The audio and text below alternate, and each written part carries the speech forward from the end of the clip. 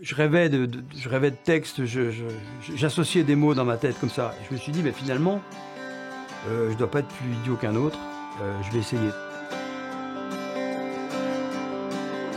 Je suis un vieux musicien de 67 ans et ça fait à peu près 50 ans que je fais de la musique. J'ai quand même la chance d'avoir rencontré beaucoup de musiciens et avoir joué avec beaucoup de musiciens et dans des formules très différentes parce que j'ai fait les bals, j'ai fait du jazz, j'ai fait mes propres albums, etc. Donc j'ai eu cette chance de pouvoir faire plein de choses en fait. Il faut savoir que chez moi, on écoutait beaucoup de musique. J'ai mes parents... Alors déjà, mon grand-père vendait des télévisions, des radios, des électrophones dans les années 60. Et donc, il y avait de la musique partout. Mais mon père écoutait beaucoup de musique, ma mère écoutait beaucoup de musique. Notamment des guitaristes flamenco comme Manitas de Platas ou Nino de Murcia. Bon, ça ne parlera à personne. Mais donc, on écoutait beaucoup de musique. Mes sœurs écoutaient les vedettes de l'époque. Hein, Claude François, Johnny Hallyday, etc. Et mon frère était déjà musicien. J'ai un frère qui a 85 ans, que je salue, et qui était guitariste, qui faisait les bals, et donc j'ai baigné dans cet univers. Je peux te raconter une anecdote. Je prenais la corde à sauter de ma sœur, tu sais, la corde à sauter, et je faisais le micro avec la corde à sauter. Enfin, je jouais de la guitare avec je sais pas quoi. Oui, bien sûr. Ça a toujours... je crois que mes parents ne s'en sont jamais rendus compte, et mes frères et sœurs non plus d'ailleurs. Mais c'est quand j'ai commencé à jouer à partir de 17 ans. Oui, depuis que je suis tout piot. Enfin, je n'ai même pas de souvenir de ça, mais il me semble que c'était déjà dans la boîte, quoi. Ouais, absolument. Très tôt, j'ai eu un petit orgue, etc. Et j'ai commencé à faire des choses avec ce petit orgue. Et puis après, j'ai commencé à monter mon premier groupe. Et très tôt, à l'âge de 17 ans, j'ai fait les bals. Mon frère connaissait... alors il avait un de ses amis qui avait une formation musicale qui s'appelait The Camps. Ça s'invente pas, ça. Et qui cherchait un guitariste pour faire des solos. Et moi, j'avais 17 ans, je savais faire des solos sur 2 notes, mais j'y suis allé quand même, et puis l'aventure a commencé comme ça, quoi. Puis après, ça a été un long défilé d'aventures musicales, quoi. J'en fais encore de temps en temps avec des amis, mais oui, j'ai fait ça avant de faire ma propre musique. J'ai fait ça pendant, de 17 à 30 ans à peu près, 17 ans à 30 ans. Oui. En fait, c'est un vrai métier. Il faut savoir, pour celles et ceux qui ne connaissent pas parce qu'il y a tas de musiciens, les jeunes musiciens que je peux croiser aujourd'hui, que tu croises certainement, connaissent pas cet environnement, ce qu'on appelle les baluches. Mais c'est un vrai métier. Il faut savoir animer, il faut savoir, entre guillemets, faire le clown. Il faut savoir aussi être avec le public d'une façon un peu différente. Il y a cet esprit festif, évidemment. Musicalement, moi, j'ai eu la chance de faire des bals avec des gens qui étaient de très, très bons musiciens. Et notamment les accordéonistes, pas simplement des gens qui faisaient des valses musettes à 2 francs 6 sous, mais des vrais accordéonistes, des vrais musiciens, des vrais techniciens. Et moi, je me souviens, je faisais pas les accords bêtement comme on peut l'imaginer. On me faisait faire les tierces, les quintes, les thèmes et tout ça, y compris des trucs hyper rapides. Et donc, techniquement, ça demandait beaucoup de travail quand même. Donc, j'ai eu cette chance-là. Donc oui, ça m'a apporté énormément de choses. Et peut-être que si j'avais pas fait les balles, j'aurais pas fait le reste. J'avais un des musiciens de mon premier groupe qui s'appelait Jean-Jacques Lavancier, qui était le frère de Jean-Luc Lavancier, qui est le papa de Jérôme Lavancier. Peut-être que si un jour il regarde cette vidéo, je lui fais un grand coucou. Et c'était quelqu'un qui était bon guitariste, qui jouait de la basse, mais qui était bon guitariste. Et il m'avait fait découvrir un morceau de Carlos Santana qui s'appelle Samba Pati. Et voulait que je joue Samba Pati. Du coup, comme c'était l'époque où je commençais à découvrir Santana, etc., je me suis lancé. Et après, j'ai joué Europa. Et pendant des années, j'ai joué Europa. Et pour te donner une image, je me souviens de la fête à Nouvion-sur-Meuse. Tu vois, Nouvion-sur-Meuse, la place. Pleine à craquer. Une scène énorme découverte, un grand plateau, une scène énorme. Et je jouais Saul Sacrifice devant, je sais pas, il y a peut-être 1000, 2000 personnes. Enfin, c'est un truc de malade, quoi. Donc on jouait quand même des choses qui étaient pas habituelles pour les gens qui faisaient des balles à l'époque, qui reprenaient essentiellement de la variété du moment. Mais moi, je faisais ça. C'était quand même très particulier. Ouais, il fallait envoyer du bois et voilà. Et moi, j'ai appris aussi la guitare aussi en écoutant beaucoup Carlos Santana. Hein. Et d'ailleurs, mon style d'aujourd'hui a un peu changé, mais pendant très longtemps, ça me collait quand même à la peau, quoi. Puis un jour, je me suis dit, je vais quand même faire mon propre truc, quoi. J'avais un petit groupe avant et je voulais faire mon propre truc et j'ai rencontré une bande de potes. On a fait quelques expériences et on a créé un groupe qui s'appelait 3615, donc l'album est là d'ailleurs, c'est l'album bleu là-bas. Et c'était un groupe de jazz rock, de jazz fusion. Et donc ça n'existait pas dans les Ardennes. Donc on doit être en 96 ou 97, je ne sais plus trop. Mais ça n'existait pas, personne ne faisait ce genre de musique. Enfin, il fallait être fou quoi, pour faire ça. Donc je ne sais pas si tu connais, mais nous on écoutait des groupes comme Sixon, comme Uzeb. Moi j'écoutais des guitaristes comme Alan Osworth, des bassistes comme Jeff Berlin, Pasto. Enfin voilà, on était quand même un peu hors sol. Et on s'est dit on va faire un truc comme ça. Il fallait être complètement fou pour tenter cette aventure. Et donc on a sorti un album qui s'appelle Sirop d'érable. L'album n'existe plus, il est même pas sur les plateformes de téléchargement. Mais ça rappelle plein de souvenirs à des gens. Et même les dernières, j'ai fait un concert et il y avait un monsieur qui est venu avec l'album de 36.4, il voulait que je lui dédicace. Donc l'album, il a 30 ans, quoi. Enfin, voilà, quoi. C'est assez surprenant que les gens se souviennent de cette aventure-là, qui était quand même hors sol à l'époque. Personne ne faisait ça, ce genre de musique. Bon, on était jeunes et un peu timbrés. C'était quoi le moteur derrière ça, cette volonté de faire ton truc? Pourquoi tu avais envie de faire ça? Ouais, ça bouillonnait grave. Et je pense que le fait déjà de faire du Santana dans les balles et tout ça, ça me donnait l'impression d'être d'un autre musicien. Et non, mais ça faisait très longtemps que j'avais des idées en tête. Ça faisait très longtemps que j'avais envie de faire ça. Et puis j'avais des thèmes déjà dans la tête et je pense que j'avais déjà du matériel pour faire ce genre de choses. J'avais déjà, franchement, je pense, de quoi faire un album complet. Alors, c'est pas forcément ces idées-là qui ont été retenues, mais j'avais déjà du grain à moudre, quoi, à l'époque. Et puis après, avec les musiciens, bon, on a évidemment... moi, j'amenais les idées principales, et puis après, les musiciens faisaient leur taf, quoi. C'était un vrai travail Bon, d'abord, c'était une aventure d'amitié, hein, puisque ces gens-là, ça reste mes amis aujourd'hui, même si on se voit moins. Mais c'était un travail d'amitié. Chacun faisait son taf, apportait sa touche créative, et ça donnait ça, quoi. Donc, comment j'ai rencontré ces personnes? C'est un hasard complet. Je me souviens pas vraiment, mais j'ai dû faire un bal avec un musicien qui connaissait ces personnes et qui faisait déjà quelque chose avec eux.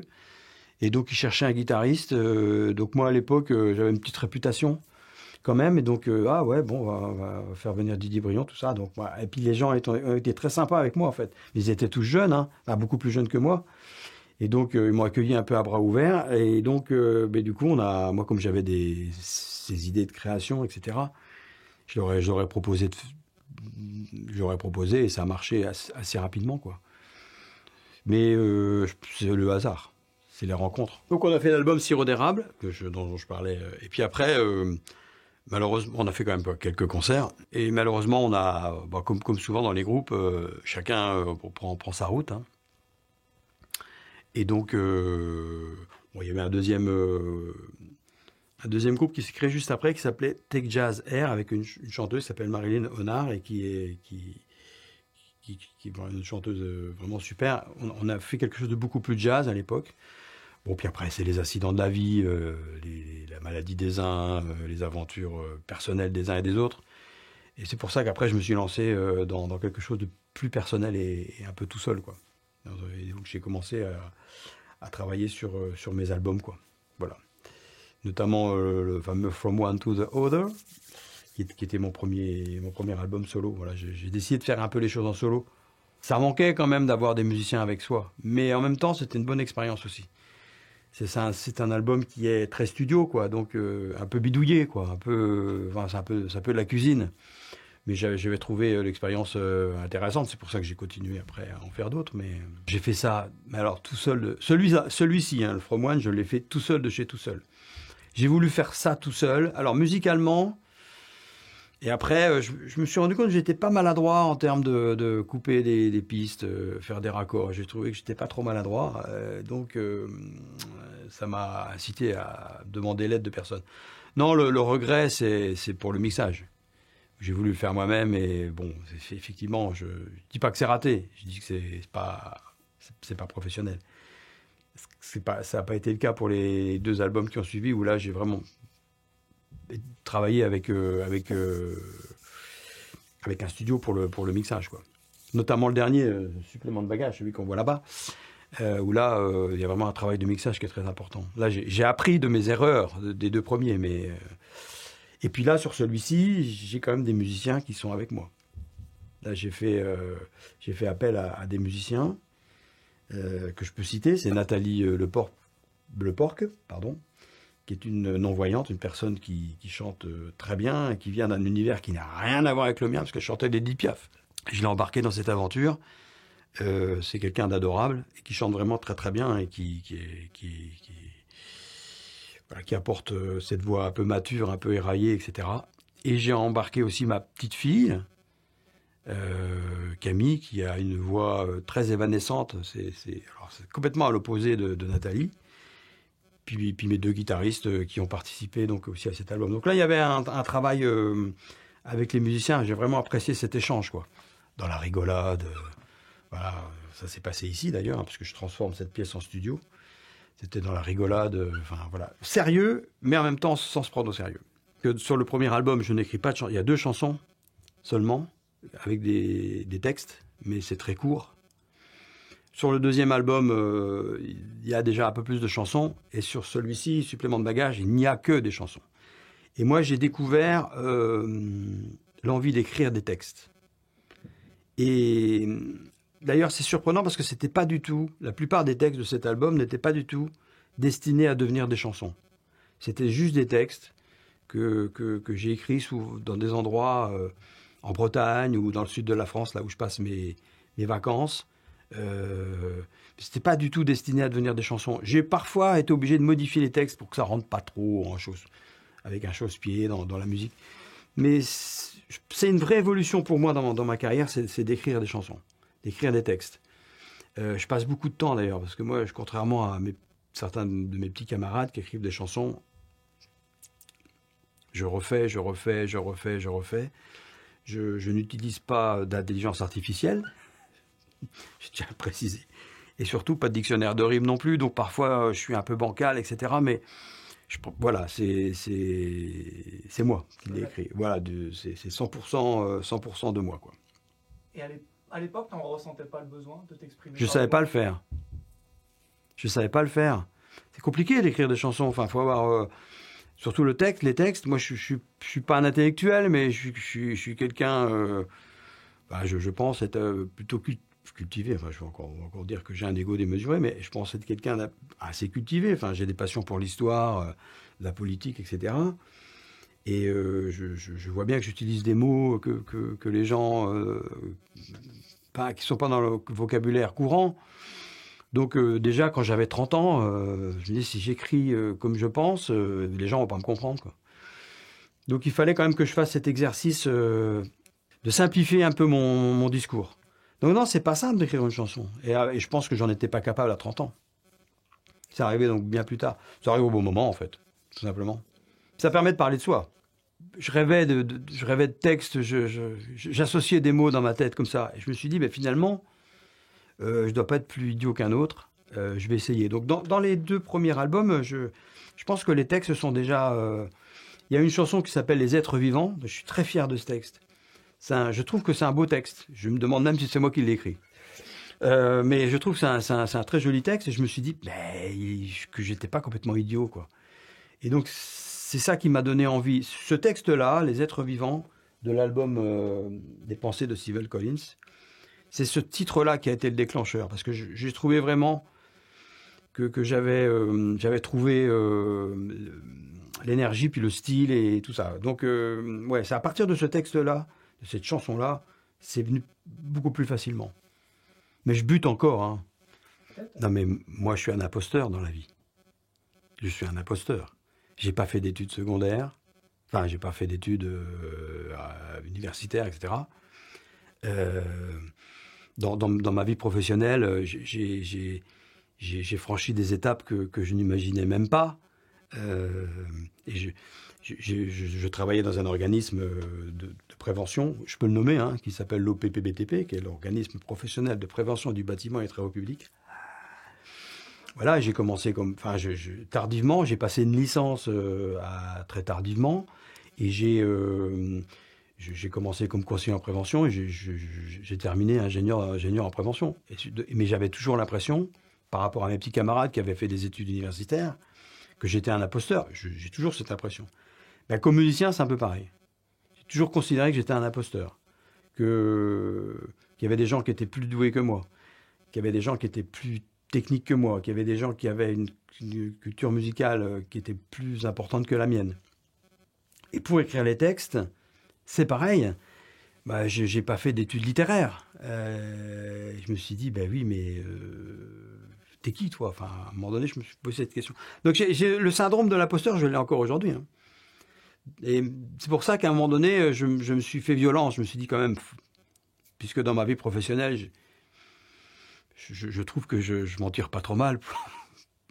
Voilà, je m'en tire pas trop mal. Et je me dis, dans la vie musicale, il n'y a pas de raison que je m'en tire pas trop mal non plus, quoi. Je suis pas fan des challenges, mais quand il y en a, j'aime bien y aller quand même, tu vois. Tu vois, en ce moment, je suis en train d'écrire des chansons. Je suis en train de réécrire des chansons.